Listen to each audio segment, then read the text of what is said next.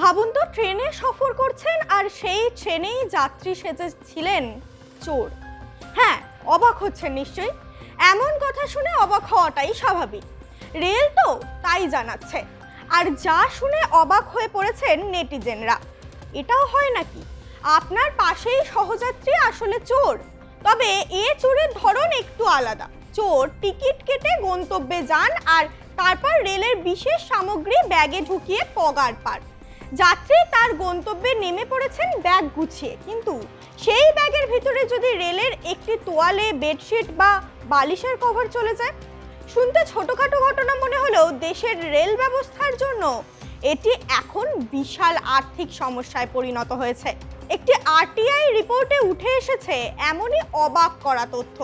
2022 সালের জানুয়ারি থেকে 2026 সালের মে মাস পর্যন্ত ভারতীয় রেলের এসি কোচ থেকে 1,27,00,000-এরও বেশি বেড রোল সামগ্রী নিখোঁজ হয়েছে। অর্থাৎ বেডশিট, কম্বল, তোয়ালে, বালিশ এবং বালিশের কভার মিলিয়ে বিপুল সংখ্যক জিনিস উধাও। আরটিআই রিপোর্টে কি উঠে এসেছে? তথ্যের অধিকার আইনের আবেদনের মাধ্যমে দেশের 69টি রেল ডিভিশনের কাছে তথ্য চাওয়া হয়েছিল। তার মধ্যে 54টি ডিভিশন তথ্য দিয়েছে। সেই তথ্য বিশ্লেষণ করে দেখা যাচ্ছে মাত্র 4.5 বছরের মধ্যে 1.27 কোটিরও বেশি বেডরোল সামগ্রী চুরি হয়ে গিয়েছে।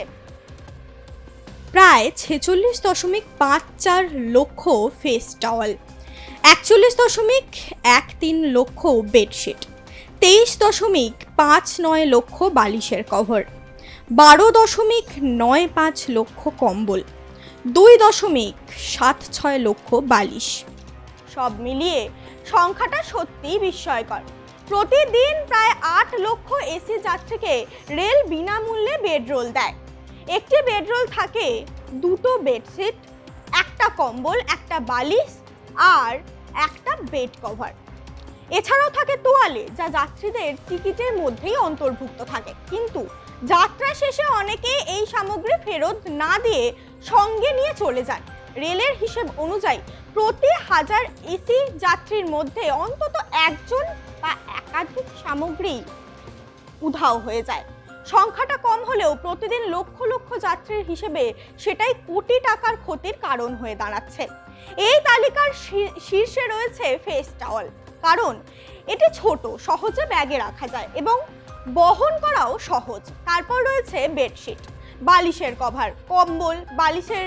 রেলের তথ্য বলছে সবচেয়ে সহজে লুকিয়ে নেওয়া যায় এই সমস্ত জিনিসই। সবচেয়ে বেশি উধাও হচ্ছেও এই সমস্ত জিনিস। সবচেয়ে বেশি ক্ষতিগ্রস্ত ডিভিশন বিকানে। এখানেই হারিয়েছে প্রায় 25,76,000 বেডরোল সামগ্রী।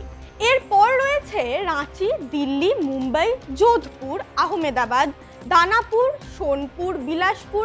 মাত্র 10টি ডিভিশনের দেশের মোট চুরির প্রায় 67% হয়েছে। সব জায়গায় চিত্র এক নয়। দিল্লি ডিভিশনে বেডরোল চুরি প্রায় 79% কমেছে। আহমেদাবাদেও উল্লেখযোগ্যভাবে এর হার কমেছে। অন্যদিকে তিরুচিরাপল্লী ও পালাক্কাড় ডিভিশনে কোনো বেডরোল চুরির ঘটনাই রিপোর্ট হয়নি।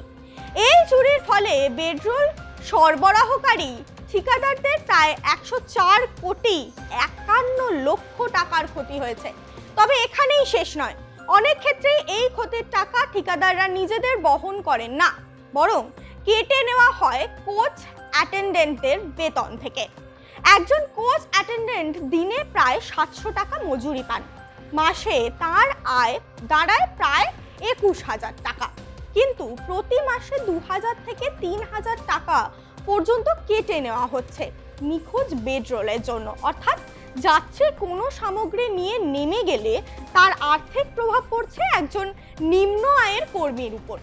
একজন অ্যাটেন্ডেন্ট জানিয়েছেন মাত্র 2 মাসে তার কোচ থেকে হারিয়েছে 17টি বেডশিট, 3টি কম্বল, 9টি বালিশ, আর তার বড় অংশই বেতন থেকে কেটে নেওয়া হয়েছে। রেল মন্ত্রকের দাবি, বেডরোল চুরি অত্যন্ত উদ্বেগ বিষয়, যদিও কর্মীদের জড়িত থাকার কোনো প্রমাণ পাওয়া যায়নি। তবে এই চুরির কারণে অতিরিক্ত বেডরোল কিনতে হচ্ছে, যার ফলে ব্যয় বাড়ছে। রেল ইতিমধ্যে একাধিক পদক্ষেপ নিচ্ছে। যেমন সিসিটিভি নজরদারি, কোচ মিত্র অ্যাপ থেকে ব্যবহার করা হচ্ছে, প্রতিটি এসি কোচে নির্দিষ্ট অ্যাটেন্ডেন্ট রাখা হচ্ছে, যাত্রীদের সচেতন করা হচ্ছে, বেডরোল ফেরতের নির্দেশিকা জারি হয়েছে, সন্দেহভাজন যাত্রীদের লাগেজ চেক করাও হবে। কি রে, তোর বেশ র্যাশ হয়েছে দেখছি। হ্যাঁ রে, কি করবো বলতো, র্যাশগুলো কিছুতেই কমছে না। অনেক কিছু ইউজ করলাম তবুও কমছে না। আমার মনে হয় তোকে কোনো একজন ভালো ডার্মাটোলজিস্টের কাছে দেখানো উচিত।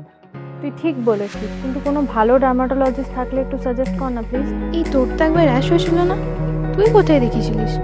তুই একবার গৌরীদেবী হসপিটালসে দেখাতে পারিস, ওখানে ভালো এক্সপিরিয়েন্স ডার্মাটোলজিস্ট আছে।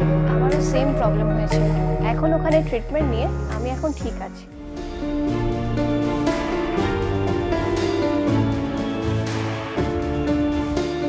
গৌরী দেবী হসপিটাল, রাজবাঁধ, দুর্গাপুর। যোগাযোগ 8001003333, 8001113333।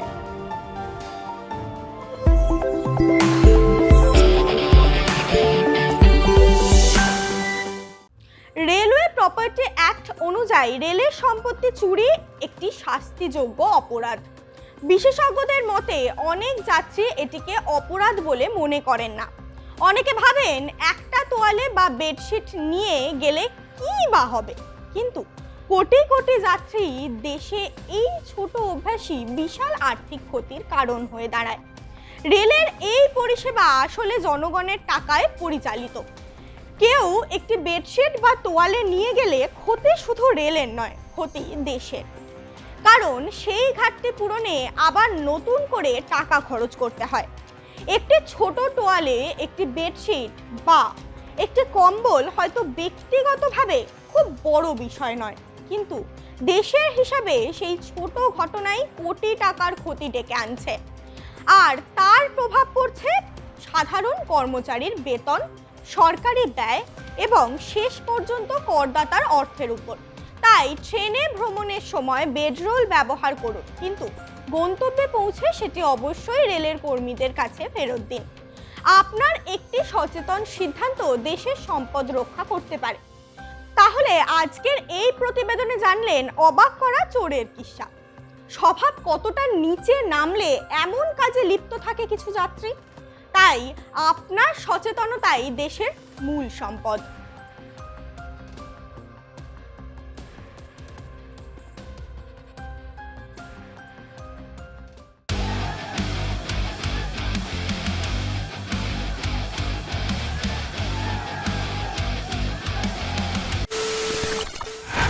খবরের নামে প্রতিদিন সন্ধে আপনার ড্রয়িং রুমে কি শুধুই চিৎকার চেঁচামেচি হয়ে আসে?